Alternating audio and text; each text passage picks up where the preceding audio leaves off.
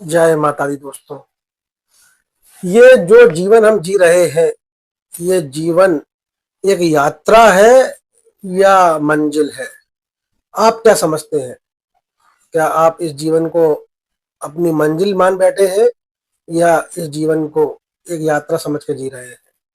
दोनों में भेद स्पष्ट करने आया हूं। मंजिल समझ के जिए या इसको एक यात्रा समझ के जिए। यात्रा समझ के जिएंगे तो क्या होगा और मंजिल समझ के जिएंगे तो क्या होगा, इन विषयों पर प्रकाश डालने आया हूं। तो आइए दोनों में स्पष्ट भेद यहाँ पर प्रस्तुत करूंगा। अगर हम इस जीवन को एक यात्रा समझ के जिएंगे तो हम फायदे में रहेंगे या नुकसान में, और अगर इस जीवन को मंजिल मान के जिएंगे तो फायदे में रहेंगे या नुकसान में। इन दोनों विषयों पर हम बात करेंगे। सबसे पहले हम ये मान के चले, अगर इस जीवन को हम मंजिल मान लें तो क्या होगा। अगर हमने इस जीवन को मंजिल मान लिया तो हमारा प्रयास क्या होगा कि मंजिल तो मिल गई, अब जो भी है यही है, अब यही खाना है, यही पीना है, यही सोना है। तो हमारा प्रयास क्या रहेगा? सब कुछ समेट लेने का, ये भी मिल जाए, वो भी मिल जाए, कोई चीज छूट ना जाए। परिणाम स्वरूप क्या होगा? हम जाने अनजाने पाप कर्म भी करेंगे और उन पाप कर्मों का दंड भी भोगेंगे।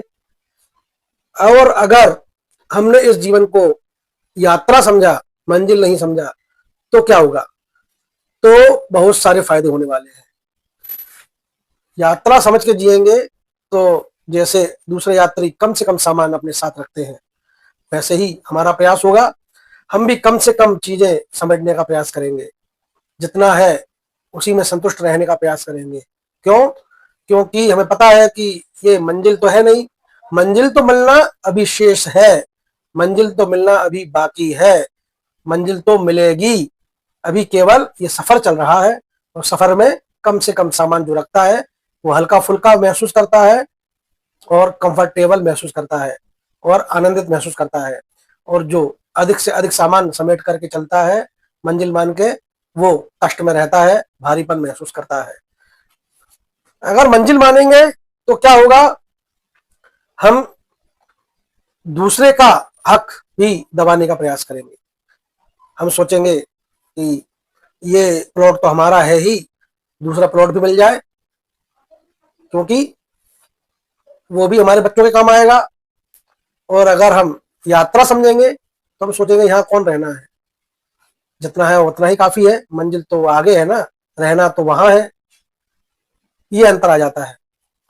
और वास्तव में, हकीकत में बात क्या है? वो ये है, हकीकत में ही ये जो पृथ्वी है, ये जो मृत्यु लोक है जिसमें हम सभी जी रहे हैं, ये वास्तव में मंजिल नहीं है।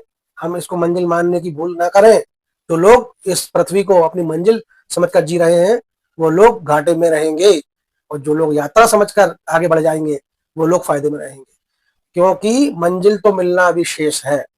मृत्यु रूपी पड़ाव जब आएगा, और आएगा ही आएगा, उसे तो कोई रोकने वाला पैदा ही नहीं हुआ, उस पड़ाव के बाद वास्तविक मंजिल तय होगी। क्या करके आए हैं उसका हिसाब होगा, फिर मिलेगी असली मंजिल। तो जो लोग इसको सफर समझकर जी रहे हैं वो सही जी रहे हैं, और जो लोग इसको मंजिल मान के जी रहे हैं वही तो प्रयासरत हैं, अधिक से अधिक प्रॉपर्टी इकट्ठी करने में लगे हुए हैं, अधिक से अधिक धन जोड़ने में लगे हुए हैं, अधिक से अधिक सुख भोगने के प्रयास में लगे हुए हैं।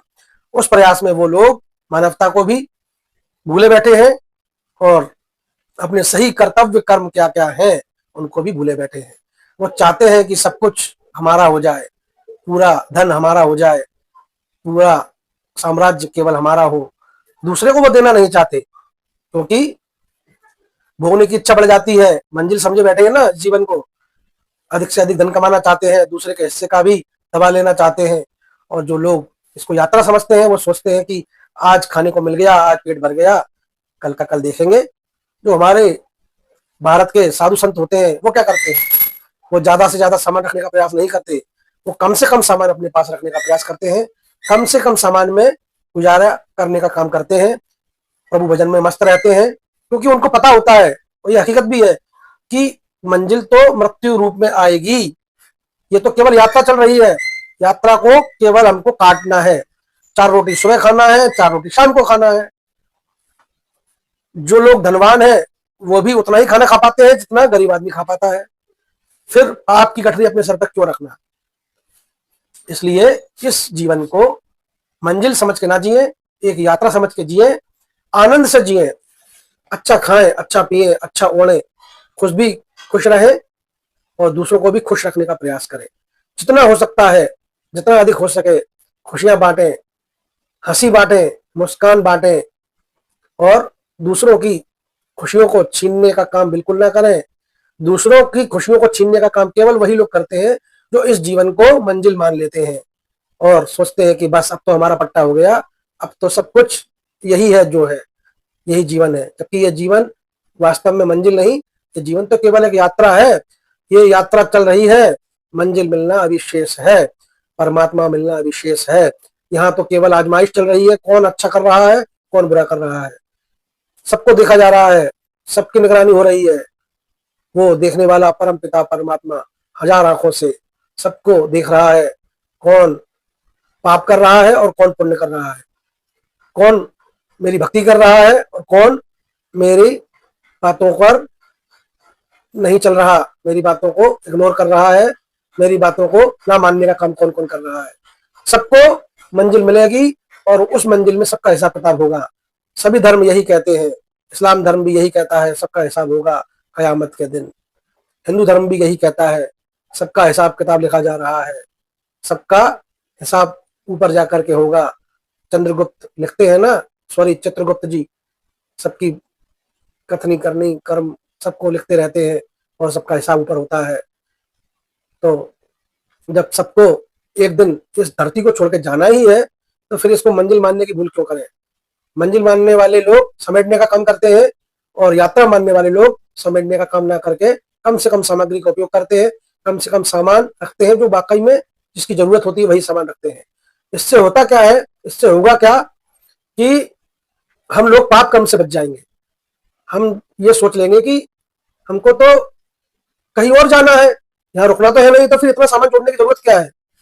भाई पूत कपूत तो क्यों धन संचय, पूत सपूत तो क्यों धन संचय, ये बात आपने भी सुनी होगी, किसी संत महात्मा ने लिखी है। ज्यादा जोड़ने की, ज्यादा भागम भाग की आयतों में करने की जरूरत क्या है। चैन सुकून से जीते चले जाएं, क्योंकि मंजिल तो आने वाली है। हम बचपन से जवानी में आ गए, जवानी से बुढ़ापे की तरफ बढ़ ही रहे हैं ना। स्पष्ट दिख रहा है कि यात्रा चल रही है, लगातार हम आगे बढ़ रहे हैं, लगातार हम अपनी सांसों को कम करते चले जा रहे हैं। फिर ज्यादा जोड़ने की आवश्यकता क्या है, दूसरे के हक को दबाने की आवश्यकता क्या है, पाप की गठरी का बोझ अपने सर पर बढ़ाने की आवश्यकता क्या है। आनंद से जियो, हमारे पास जितना है उसका सदुपयोग करो। अगर आपकी जेब में पर्याप्त पैसा है, अच्छा खाने की इच्छा है तो अच्छा खा लो, क्योंकि हो सकता है कि आज शाम के बाद रात में ही आप सोते रह जाएं और अतृप्त ही इस जीवन से चले जाएं, इस दुनिया से रुखसत हो जाएं। और अगर आप अतृप्त अवस्था में इस शरीर को छोड़ेंगे तो आपकी आत्मा मोक्ष को प्राप्त नहीं कर पाएगी, आपकी आत्मा भटकती रहेगी और फिर से 84 लाख योनियों के चक्कर में उलझ जाएगी। और अगर आप अपने आप को हमेशा तृप्त रखने का प्रयास करेंगे, संतुष्ट रखने का प्रयास करेंगे, संतोषी बनाए रखने का प्रयास करेंगे, तो आप संतोषी अवस्था में, संतुष्ट अवस्था में जब इस शरीर को छोड़ेंगे तो आप उस समय मोक्ष की अवस्था में ही तो है, क्योंकि आप संतुष्ट हैं। और मोक्ष की अवस्था में, संतुष्ट अवस्था में जो व्यक्ति शरीर को छोड़ता है वो संतुष्ट अवस्था को ही प्राप्त होता है, मोक्ष को ही प्राप्त होता है।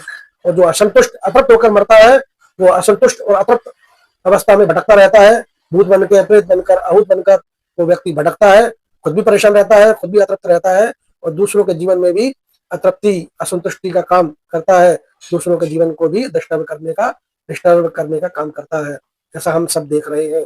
तो आप साथियों, हमें इस जीवन को केवल एक यात्रा समझ के जीना है, जिससे हम पाप कर्मों से बचे रहें और जो है जितना है उसमें हम संतुष्ट रहने का प्रयास करें।